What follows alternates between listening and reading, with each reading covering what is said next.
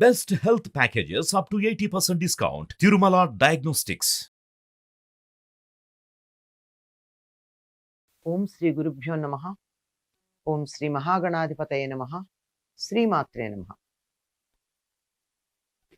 కర్కటే పూర్వ ఫల్గుణ్యాం తులసీకాననోద్భవాం పాండ్యే విశ్వంభరాం గోదాం వందే శ్రీరంగనాయకీ. నీళాతుంగస్తనగిరితటీ సుప్తముద్బోధ్య కృష్ణం పారార్జం స్వం శృతిశతశిరసిద్ధమధ్యాపయంతి స్వోచ్ఛిష్టాయాం సృజినిగళితం యా బలాత్కృత్య భుంక్తే గోదా తస్యై నమ ఇదమిదం భూయ ఏవాస్తు భూయః. శ్రీ భూనీల సమేత గోదా రంగనాథ స్వామినే నమః. మారిమలై ముళంజిల్ మన్నిక్కిడందురంగుం సీరియ సింగం அறிவித்துத்தி விழித்து வேரிமயிர் பொங்க எப்பாடும் பேருந்தரி மூரி நிமிர்ந்து முழங்கி புறப்பட்டு போதருமா போலே நீ பூவை பூவண்ணா உன் கோயில் நின்றிங்கனே போந்தருளி கொப்புடைய சீரிய சிங்காசனத்திருந்து யாம் வந்த காரியம் ఆరాయందరులే లోరెంబావా. గోదాదేవి వ్రతం ప్రారంభించి 23వ రోజు తెల్లవారుజామునే యథాప్రకారం మేల్కొని చెలులందరినీ తీసుకుని నందగోపుని ఇంటికి వెళ్ళిన భావనతో చెప్పినటువంటి పాశురం ఇది. అక్కడికి వెళ్ళింది తాను. ద్వారపాలకుల దగ్గర నుండి ఒక్కొక్కరిని మేలుకొలుపుకుంటూ లోపలికి చేరుకుంది. ఇంకా దర్శనం కాల. అందుకని ప్రార్థిస్తున్నారు. ఏమని? పర్వత గుహలో వర్షాకాలంలో కదలక మెదలక పరుండి నిద్రిస్తున్న శౌర్యం గల సింహం మేల్కొని తీక్ష్ణమైన చూపులని అటు ఇటు చూసి ఒక విధమైన వాసన గల ఆ మెడ దగ్గర ఉండే వెంట్రుకలు ఉంటాయి, జూలు అంటారు. ఆ జూలుని అటు ఇటు చక్కగా విదిలించి అన్ని వైపులకు దొర్లి దులుపుకుని సాగి ఒంటినిలా సాగదీస్తుంది. ముందు కాళ్ళు ముందుకి, వెనక్కాళ్ళు వెనక్కి పెట్టి శరీరాన్ని ఇలా సాగదీసి గర్జించి గుహ నుండి బయటకు వస్తుంది. నువ్వు కూడా అట్లా రావయ్యా. ఈయన్ని సింహాసనం మీద ఉండడమే కాదు, ఈయన్ని సింహంతోనే పోల్చటం జరిగింది. సింహానికి ఉన్న లక్షణం చెప్పుకున్నాం కదా, ఆశ్రితులను రక్షించటం అనేటటువంటిది సింహానికి ఉండే లక్షణం. సింహం గుహలో చేరి నిద్రిస్తూ ఉంటుంది. నువ్వు కూడా ఇంట్లో ఉండి నిద్రపోతున్నావు సుమా. కానీ ఆ నిద్ర ఎంతసేపు?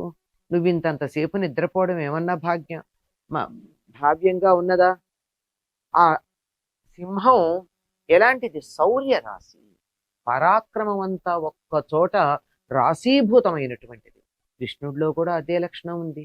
పరాక్రమం అంతా రాశీభూతమై ఏకీకృతమై కనపడుతూ ఉంటుంది.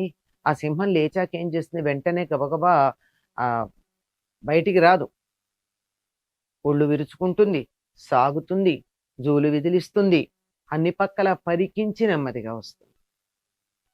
అందుకే ఎవరైనా పరిస్థితులని బాగా అన్ని కోణాల్లోనూ అన్ని వైపులా పరిశీలిస్తే ఏమంటారు? దాన్ని సింహావలోకనం అంటారు.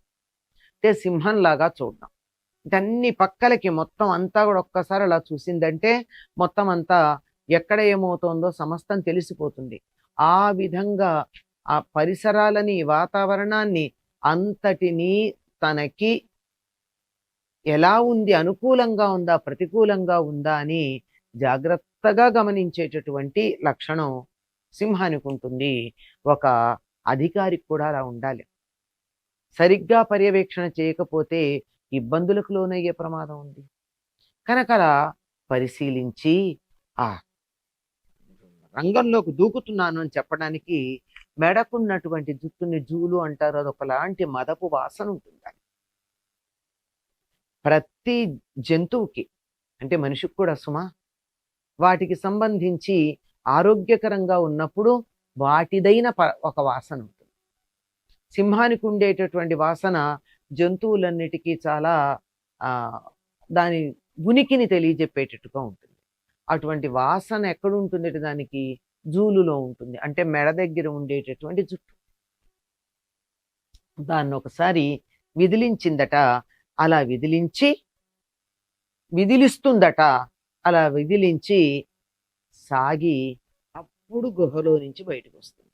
తొందరపాటు ఏం లేదు. ఎప్పటికీ అంతా తన అధీనంలోనే, తన అధికారంలోనే అడవిలో ఉన్న మృగాలు ఉంటాయి గనక తను నెమ్మదిగా సావకాశంగా రావచ్చు.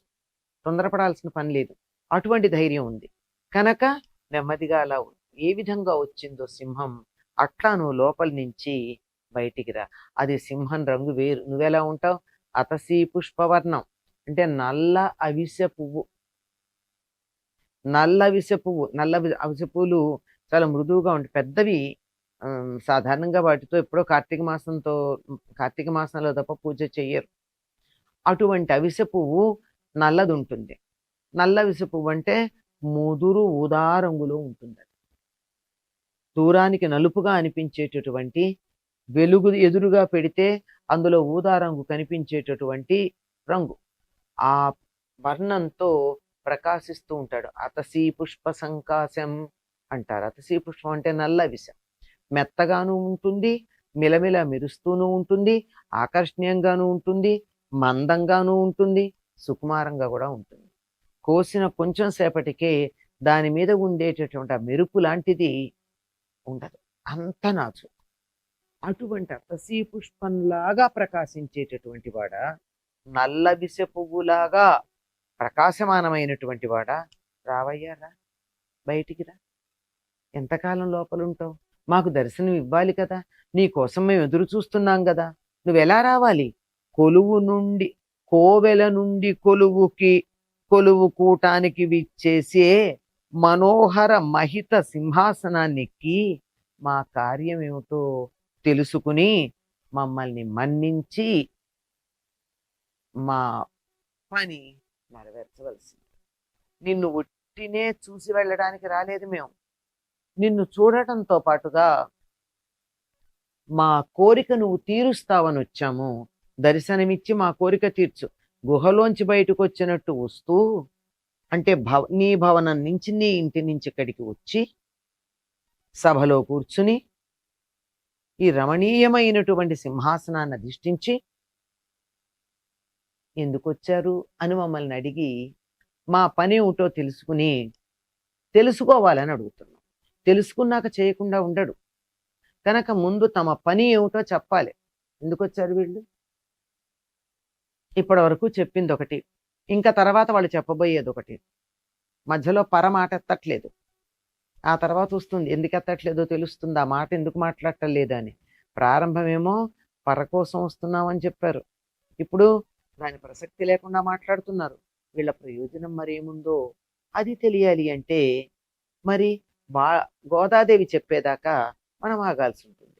కనుక మేము వచ్చిన కార్యం ఏమిటో నువ్వు తెలుసుకో అంటే అంతవరకే అడుగుతున్నారు కానీ తర్వాత మాట అంటారు. తెలుసుకున్నాక ఆచరించకుండా వీరిని అనుగ్రహించకుండా వీళ్ళ కార్యాన్ని నెరవేర్చకుండా ఉండలేడు. అందువల్ల కనుక సింహంలాగా, గుహలోంచి బయటకు వచ్చే సింహంలాగా నీ భవనంలోంచి బయటకు వచ్చి సింహాసనం మీద కూర్చుని మా కోరిక ఏమిటో తెలుసుకుని అది తీర్చవలసింది అని చెప్పి గోదాదేవి చెలులతో కలిసి శ్రీకృష్ణుణ్ణి ప్రార్థన చేస్తూ ఉన్నది. ఆ లోపల ఎక్కడ గుహ అంటే ఎక్కడి గుహ? గుహాయాం నిహిత. ఈ గుహలో ఉన్నాడు పరమాత్ముడు.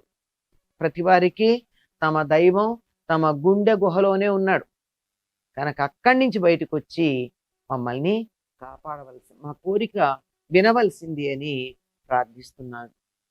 ప్రార్థిస్తున్నారు గోదాదేవి చెల్లుతో కలిసి.